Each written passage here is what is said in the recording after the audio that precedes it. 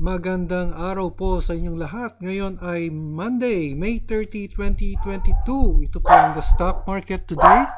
If this is your first time this channel, ako po si Benji Chidoro, isang retired bank officer na nagsimula mag-invest sa Philippine stock market noong 2007. I do this report every day and I also report the latest news on your favorite and most active stocks. If you like the content, I invite you to subscribe to my channel. Kung meron po kayong stocks na gustong ipa-review, paki-comment lang po sa comment box at aking ipa-prioritize. Hindi po ako financial advisor. Anything I say in this channel ay hindi po financial advice. Ang ating news ay tungkol sa MREIT kasama ang ating financial headlines at ang resulta ng trading sa ating PSE ngayong araw, May 30, 2022, dito lamang sa The Stock Market Today.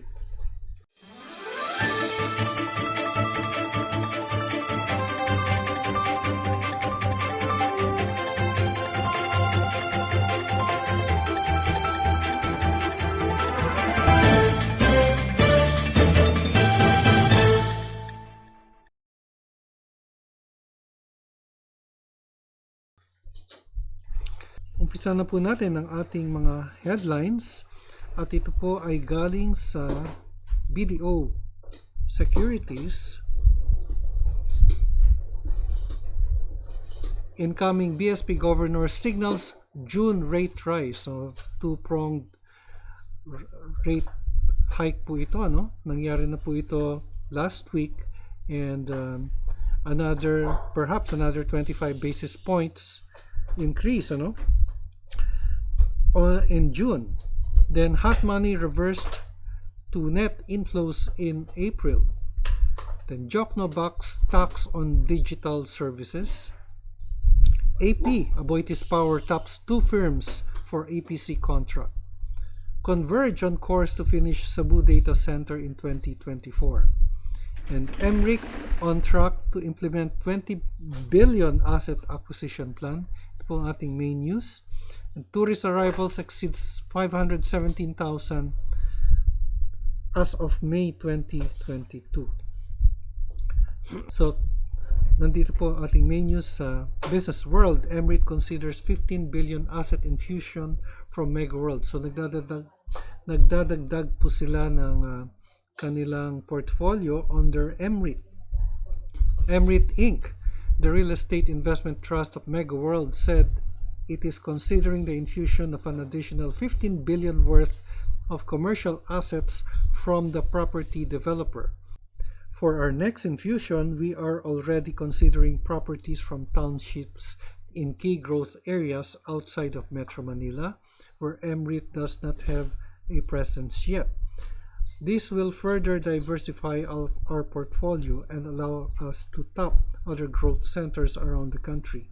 MREIT President and Chief Executive Kevin L. Tan said in a statement. MREIT said the move is in line with its 20 billion acquisition plan for 2022. The planned infusion follows the company's announcement of its injection of 5.3 billion worth of assets via property for share swap with its sponsor, Mega World. The firm said it is maximizing shareholder value by increasing revenue generation from existing portfolio, improving operational efficiency, and accelerating its acquisition plans. So, tingnan po natin yung valuation ng MREIT, based dito sa study ni BDO Securities. And MREIT now stands at 1686, and based on last Friday's prices, the valuation of MREIT is 2250 and the price last Friday was 1682 or a 33.8% upside. Okay, yun po si MREIT. And also, before we go to the Philippine Stock Exchange Index, may I just read some comments here from our subscribers. Sabi ni Isip Roman, ang sabi po niya, Sir, I think si Tags kaya umakyat is due to earnings check nito first quarter report sa service income. Yung salvage segment niya nag-spike kaya gumanda ang valuation multiples. Hope this will be sustainable. Thank you po sa inyong comment dito. And thank you po sa inyong inputs dito, no? And then, sabi ni Isip Moran, thank you sir, happy weekend. Si Frank Nifares, sir, wala bang pwede bang humabol si Monde? Thanks. Okay, sige, sama po natin si Monde. Okay, so let's now go to the Philippine Stock Exchange and the Philippine Stock Exchange. Well, before I get to that, I get well soon to my cousin Mari. We are praying for you. And your dad, si Tito Sam. Let's now go to the Philippine Stock Exchange. Ano ba nangyari dito? Sa Philippine Stock Exchange Index. All right. The PSEI gained 96.18 points, 1.43% up rather, to finish at 6822.32. Yan, lagyan natin ng indicators. Yan, ano? And it seems that our index rose for the fourth straight trading day. And it's now about to reach the 50-day exponential moving average. RSI is already at 53.28. So that's a good sign for the Philippine Stock Exchange Index na patuloy pong tumataas, ano? On the overall, mukhang nagbabago na po yung trend the way I see it. On the market activity naman, 114 companies advanced, 76 declined, while 51 remained unchanged. The all-share index also moved up 1.03%. All our sectoral indices are up except for services, which lost 0.05%. And the gainers was led by the holding companies at 2.51%. So now let's review your most active stocks, and we will be reviewing the top 5 or top 6. No, let's do Monde, Converge, SMPH, Ali, SM, and BDO. Take note, 3 companies here are in the SM group. That's SMPH, SM, and BDO. So let's start with Converge. Si Converge ay yan. Naku, bearish po si Converge, ano? Well, it attempted to move up, but it is still down, no? So support is here. Nandito po sa 25.97. Take note, no? Yung formation po ni Converge is a head and shoulders. Nandito po yung head at dalawang shoulders. At alam po natin na yung head and shoulders formation is a bearish formation. So RSI is at 40.77 bearish. Though our exponential moving averages are above the candlesticks, which means that the stock is moving downwards. Okay? Meanwhile, yung ating resistance nandito po sa area to sa 30.77. Support and resistance, di po yan eksakto. These are areas. And then, let's do Monde. Yan, Monde ay nagkaroon ng, mukhang nag-profit taking to, no? Because Monde has been moving up since May 2, no? May 2, nagsimula po siyang magkaroon ng green candlestick, and at the same time ay magkaroon ng change in the direction, no? Kasi po dito po ay pataas po yung kanyang RSI until today when it had a red candlestick, but the closing price is still way above our indicators.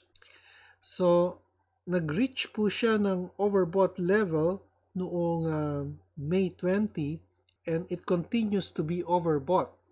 And today there was a red candlestick. Ingat lang po tayo because overbought na po yung stock, but our indicators are pretty well under the candlestick, which would mean that the stock will probably move higher, make sure that you have your stop loss ready if you are trading this stock. Yung pinaka support natin nandito po sa 12.84 and the resistance is here dito po sa 1677, yung pinakamalapit na resistance level natin for MONDE. Next after MONDE is SMPH. Naku, it ended with a doji. Although masasabi po natin, it ended almost flat, 20 centavos up, 0.53%. Parang doji po ang tingin ko po dito, though there is a slightly above average volume. Alam nyo po, mukhang nagre-recover na po yung ating mall segment because I was in the malls yesterday rather, and ang daming tao. Parang walang pandemya, no? Pero sumusunod pa rin sa health protocols yung mga malls natin. So, right now, I think this is just, it's still moving up, sideways to bullish ang kanyang movement, no? And I think that pataas pa rin po ang movement. It's sideways to bullish. Ang pinaka-resistance yan nasa 38.24 and pinaka-support, ang pinakamalapit nandito po sa 35.15. Pagkatapos po si Ali. Si Ali naman, yan, mukhang promising po si Ali, no? Because it looks like it's swinging back, no? Dahil po maganda po yung formation po ng ating mga candlestick. Though it is still bearish ang kanyang movement, we see a bullish divergence in the RSI. Ito po yun. More or less yan po ang aking nakikita. And looks like Ali is moving up, technically speaking. Okay? So, yung pinaka-resistance niya nandito po sa 35.72. Though I would say that in general, the stock is still bearish. And then SM, si SM naman ay bearish pa rin siya. I would place the stock at nasa resistance level of the EMA 50, 863. But this green candlestick today looks solid enough, though there is no volume. So in general, pababa pa rin po siya if we will draw a parallel channel. Ito po siya. More or less po, yung kanyang resistance follows the EMA 50 line at 859 or to 860, while the support is at 789, more or less. RSI is up at 53.46. Finally, we have BDO. Si BDO naman, yan, mukhang two successive green candlesticks po siya. And it's at 54.23 from the previous day's 48 and 2 days ago nasa 39. So, it's moving up. Though the formation for candlesticks, it looks like sideways. So, we would need some confirmation pa rin kung magpapatuloy po ang trend na ito. In the meantime, ang BDO nasa 124 po ang kanyang resistance or support rather is at 124 and the resistance is here at 134.77. BDO is a good stock and it's one of the leading financial institutions, Sino ba nagtanong, I think it was Isip Roman or somebody else, sir, ano bang stocks ang inflation proof? And top of mind, wala akong maisip. And then when we were discussing, my wife and I were discussing about stocks in general. Sabi ko, is there an inflation proof stock? Sabi niya, posible. Sabi niya, like banks. Sabi niya, oo nga, Sabi ko, mukhang inflation-proof ang banks. Though they are not totally inflation-proof, Kasi po, when you raise the interest rates, nagre-raise din sila ng interest rates dun sa kanilang mga loans. Diba? So, in a way, it's inflation-proof. At the same time, when you raise interest rates kasi, it discourages people from borrowing. So, you may raise interest rates on some clients na malalaki, which can absorb, lalo na kung malalaki ang kliyente mo or institutional clients, in order to maintain the profit margin. Pero on new clients na maglo-loan, baka mag-shy away po yun. So, in a way, nagka-counterbalance lang po. Pero hindi naman siya malulugi. And some of its businesses, like halimbawa, hindi naman totally loans kasi ang bangko, especially BDO. Meron niyang other businesses like the treasury business, the remittance business, the trust business. At kumikita sila doon through fees. Ngayon, if their clients are affected by inflation, then the lesser fees that they will earn. Like yung mga remittances, OFW, di ba? Kung nagkaroon ng inflation, they will be remitting lesser money kasi tumaas ang interest rates di ba? So humirap ang buhay, nag-slow down ang economy, they remit lesser. So nagka-counterbalance lang po. However, yung proprietary po nila, like yung treasury business, yun, whether it's low or high interest rates, kumikita po yan. At marurunong po yung mga traders doon sa bangko. They trade on foreign exchange and stocks actually. Yung mga AOs po doon, no? When they manage people's money. And not even people's money, but they have what you call the proprietary fund which they trade. Okay? So, yan po ang ating report sa stock market. May 30, 2022, ito po si Benji Chodoro nagpapaalala, an investment in knowledge pays the best interest. Maraming salamat sa inyong pagtangkilik. Hanggang sa muli, stay safe, God bless, and bye for now.